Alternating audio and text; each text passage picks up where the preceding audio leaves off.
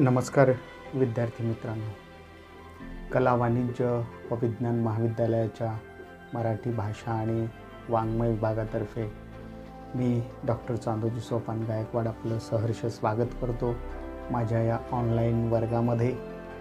मित्रांनो, तृतीय वर्ष कला शाखेतील 5व्या अभ्यासपत्रिकेच्या अनुषंगानं भारतीय साहित्यशास्त्र ही संकल्पना आपण गेल्या काही तासांपासून लक्षात घेत आहोत आणि त्याच्यामधल्या अभ्यासपत्रिकेच्या अनुषंगानं आपण काही पॉवर पॉईंट प्रेझेंटेशन्स, काही ध्वनिफिती या माध्यमातून हा अभ्यास पुढे नेण्याचा प्रयत्न करत आहोत। त्याचबरोबर या यूट्यूब चॅनलच्या माध्यमातून तुमच्यासमोर वेगवेगळ्या प्रकारचे व्हिडिओ तयार करून त्या पद्धतीची अभ्यास शृंखला तुमच्यापर्यंत पोहोचविण्याचा हा प्रामाणिक प्रयत्न आहे। मित्रांनो, आपण आज ध्वनी विचार, त्यालाच ध्वनी सिद्धांत असं म्हणतात, तो भारतीय साहित्यशास्त्रामधला एक महत्त्वाचा विचार आहे आणि त्या ध्वनी सिद्धांताची चर्चा मित्रांनो आज आपण आपल्या या वर्गामध्ये करणार आहोत। आपण भारतीय साहित्यशास्त्राचा जेव्हा विचार करतो तेव्हा संस्कृत साहित्यशास्त्रामध्ये जे विचार मांडले गेलेले आहेत त्या विचारांच्याच अनुषंगानं भारतीय साहित्यशास्त्राचा विचार प्रामुख्याने केला जातो। संस्कृत साहित्यशास्त्रामध्ये रस ही संकल्पना जितकी महत्त्वाची मानली गेलेली आहे तितकीच ध्वनी सिद्धांत ही संकल्पना महत्त्वाची मानली गेलेली आहे। साधारणपणे इसवी सनाच्या 10व्या शतकात आनंदवर्धन नावाचा जो साहित्य मीमांसक होऊन गेला त्यानं ध्वन्यालोक नावाचा एक ग्रंथ लिहिला आणि त्या ग्रंथामध्ये त्याने ध्वनी ही संकल्पना मांडलेली आहे आणि त्यानं ध्वनी या संकल्पनेला साहित्यिक सौंदर्याचं सार मानलेलं आहे। म्हणजे साहित्यामध्ये जर सौंदर्य निर्माण करायचं असेल तर त्याचा सर्व आर्क हा ध्वनी सिद्धांतामध्ये आहे असं त्यानं या अनुषंगानं म्हटलेलं आहे आणि म्हणूनच त्यानं ध्वनीला काव्याचा आत्मा, ध्वनी हा काव्याचा आत्मा आहे असं त्यानं प्रतिपादन केलेलं होतं। मित्रांनो, ध्वनी म्हणजेच सूचित किंवा गर्भित अर्थ असं आपल्याला म्हणता येईल। ही संकल्पना आपण आता म्हटल्याप्रमाणे प्रथमतः आनंदवर्धनानं मांडलेली आहे। लक्षार्थापेक्षा व्यंगार्थ हा वेगळा असतो हे पटवण्यासाठी आनंदवर्धनाला त्या काळामध्ये खूप प्रयत्न करावे लागले। लक्षार्थापेक्षा व्यंगार्थ कसा वेगळा असतो हे सांगण्यासाठी त्या काळातल्या परिस्थितीमध्ये आनंदवर्धनानं वेगवेगळ्या पद्धतीनं खूप अशा प्रकारचे प्रयत्न केले।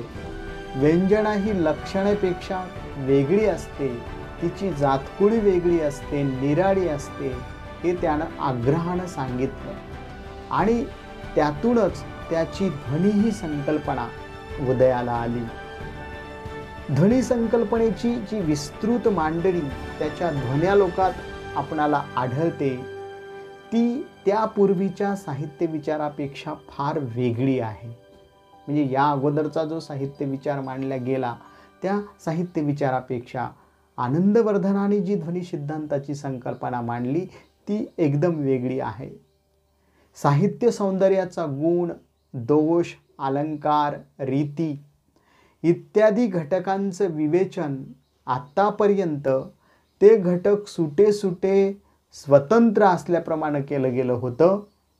या सुट्या स्वतंत्र घटकांचा संबंध आनंदवर्धनाने वेगळ्या पद्धतीनं स्पष्ट केला।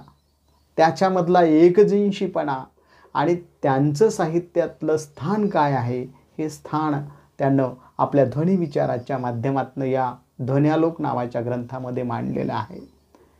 हे जे सर्व घटक आहेत या सर्व घटकांचं एका बाजूला ध्वनीशी तर दुसऱ्या बाजूला रसाशी कसं नातं आहे हे त्यानं समजावून सांगितलं आणि म्हणून ध्वनी ही संपूर्ण साहित्य प्रक्रियेला स्पर्श करणारी गोष्ट ठरलेली आहे की साहित्याची प्रक्रिया समजून घेण्यासाठी, साहित्य विचार समजून घेण्यासाठी, साहित्य म्हणजे काय हे समजून घेण्यासाठी प्रामुख्यानं ही प्रक्रिया त्यानं जी मांडली ध्वनीची ती या साहित्य विचारामध्ये महत्त्वाची ठरलेली आहे. म्हणून त्यानं म्हटलेलं आहे की आपण म्हणू की ध्वनी ही संपूर्ण साहित्य प्रक्रियेला स्पर्श करणारी गोष्ट आहे आणि म्हणूनच त्यानं म्हटलेलं आहे ध्वनी हा काव्याचा आत्मा आहे.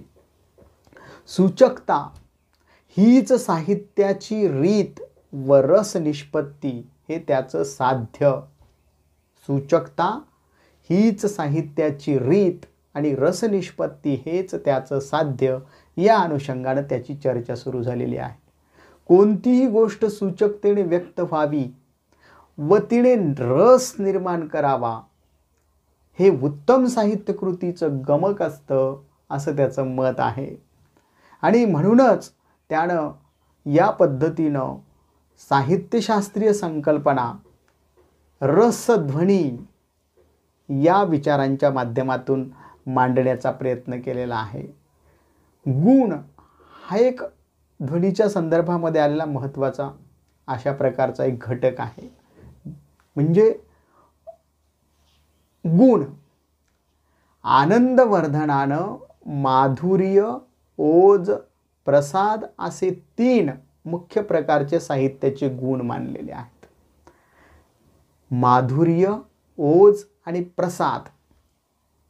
माधुर्य, ओज आणि प्रसाद असे 3 प्रमुख प्रकारचे गुण त्यानं मानले आणि त्याची योजना रसानुकूल असावी असं म्हटलं. वीर आणि रौद्र या रसामध्ये ओज असला पाहिजे. गुण रसानुकूल नसतील तर विशोभित दिसतील. विशोभित म्हणजे काय, ते सुंदर दिसणार नाहीत.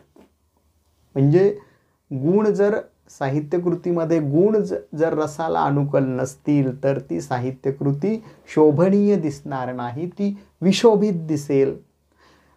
वीर रौद्रामध्ये माधुर्य शोभणार नाही. वीर आणि रौद्र रसामध्ये माधुर्य शोभणार नाही. याप्रमाणे त्यानं गुण व रस या दोहोंची सांगड घातलेली आहे. गुण हा शैलीचा पाया व रस हे शैलीचं फलित असं तो म्हणतो. गुण हा रसाचा पाया व रस हे शैलीचं फलित असं त्यानं म्हटलेलं आहे. त्याच्या ध्वनी विचाराच्या संदर्भामध्ये विचार करत असताना जो पुढचा घटक त्यानं मांडलेला आहे तो दोष.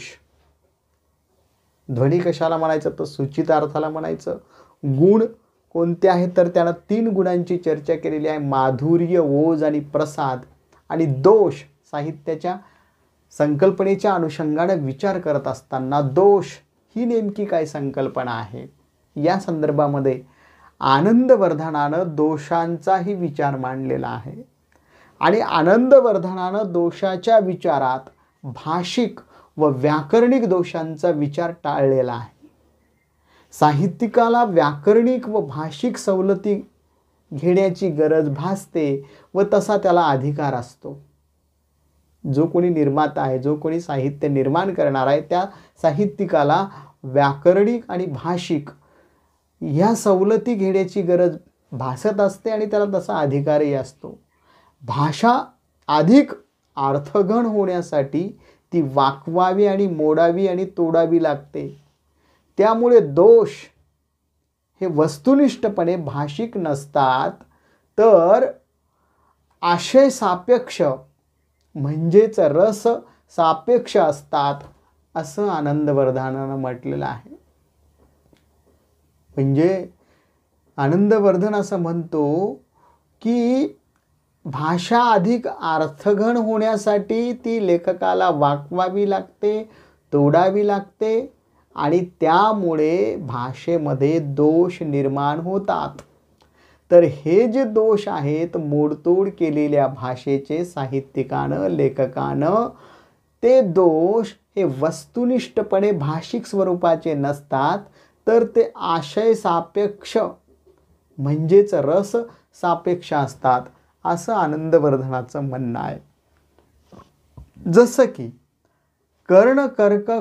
कर्कशता हा श्रुतिकटू नावाचा दोष मानला गेला होता. कर्कशता म्हणजे कानाला, एखाद्या माणसाच्या कानाला एखादा आवाज, एखादं म्हणणं न पटणं, आवाजाची तीव्रता जास्त असणं असं आपण म्हणू. कर्णकर्कशता हा श्रुतिकटू नावाचा दोष मानला गेला होता, परंतु शृंगार करुण रसाच्या संदर्भात तो दोष ठरत असला तरी वीर, रौद्र, भयानक या रसांना तो पोषक ठरू शकतो. उदाहरण दिलेलं आहे, आपण समजावून घेऊयात की कर्णकर्कशता हा जो दोष आहे हा श्रुतिकटू नावाचा दोष मानला गेला आणि शृंगार करुण रसाच्या संदर्भामध्ये हा दोष महत्त्वाचा ठरला. किंवा त्यात शृंगार रसामध्ये आणि करुण रसामध्ये कर्णकर्कशता हा दोष मानला गेलेला आहे. पण हाच कर्णकर्कशता हा दोष वीर, रौद्र, भयानक या रसांना तो पोषक ठरू शकतो. म्हणजेच आनंदवर्धनाच्या म्हणण्यानुसार दोष अशी काही सुटी गोष्ट नसून रसाच्या संदर्भात त्याची मांडणी झाली पाहिजे. त्यामुळे आनंदवर्धनानं रसदोष अशी संकल्पना मांडली. दोष म्हणत असताना त्यानं रसदोष अशी संकल्पना मांडली. विसंगत रसाचा परिपोष, परस्पर विरोधी रसांची एकत्र किंवा एकापाठोपाठ योजना, रस परिपोष करताना मध्ये खंड पडणं इत्यादी अनेक प्रकारच्या रस दोषांची चर्चा आनंदवर्धनानं केलेली आहे. आणि या पद्धतीनं त्यानं ध्वनी विचारामध्ये दोष हा विचार मांडलेला आहे. अलंकाराचा विचारही आनंदवर्धनाने रसाच्या संदर्भात केलेला आहे. अलंकार म्हणून ओळखले जाणारे सर्व अलंकार त्याला स्वीकारणीय वाटतात.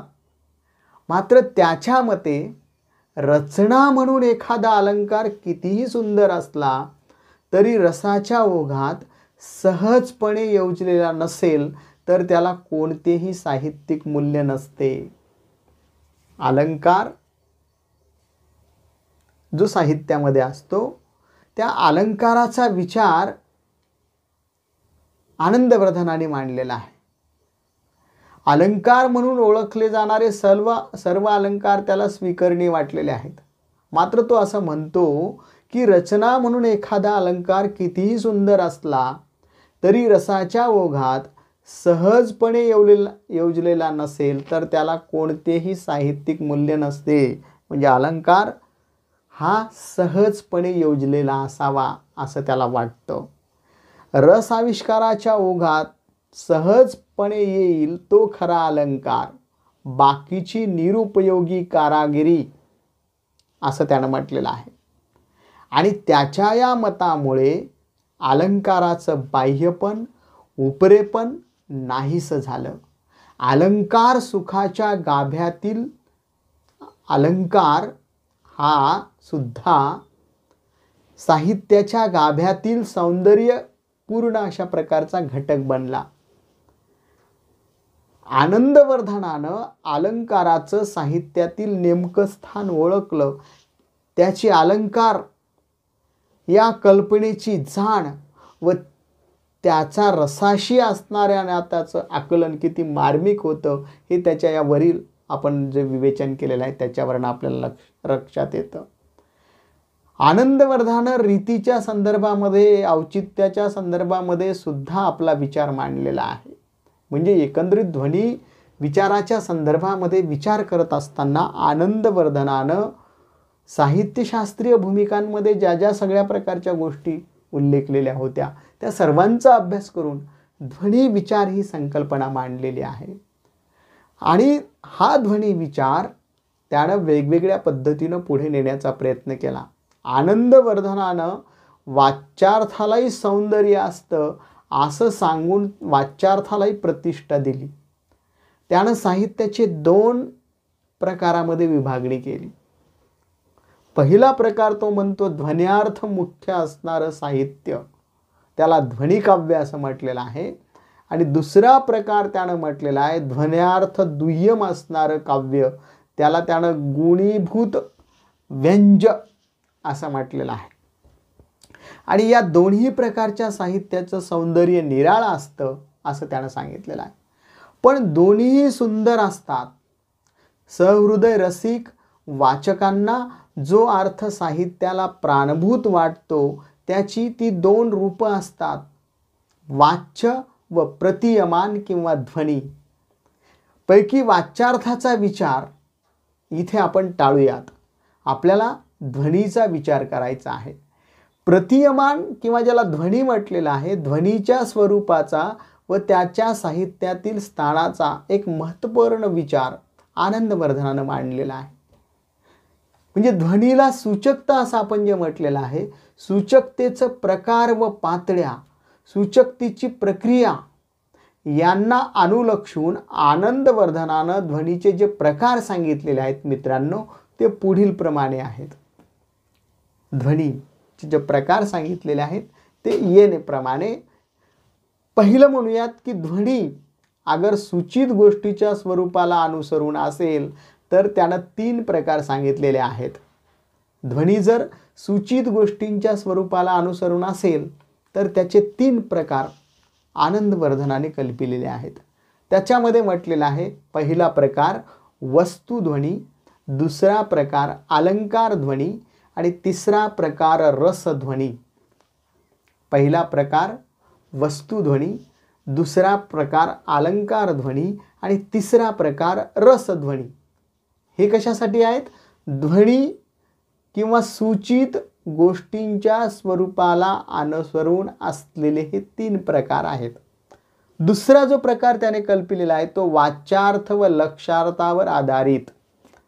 वाच्यार्थ किंवा लक्षार्थावर आधारित त्यानं ध्वनीचे प्रकार सांगितले आहेत आणि ते 2 प्रकार आहेत. पहिला म्हटलेला आहे विवक्षित अन्यपरवाच्य आणि दुसरा सांगितलेला आहे अविवक्षित वाच्य.